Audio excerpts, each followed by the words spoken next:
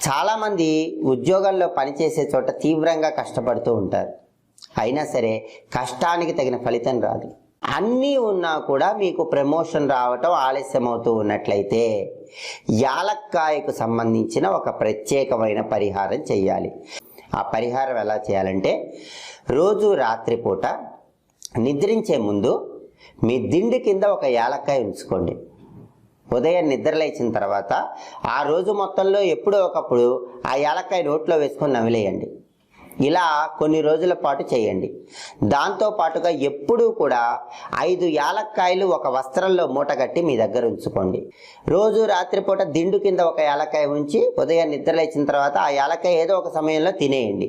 ఇలా యాలక్కాయతో ఈ ప్రత్యేకమైన విధి విధానం పాటించినట్లయితే, ఈ యాలక్కాయ అనేది శుక్రగ్రహానికి సంబంధించింది కాబట్టి శుక్రుడి బలం వల్ల తొందరలోనే ప్రమోషన్ కలుగుతుంది.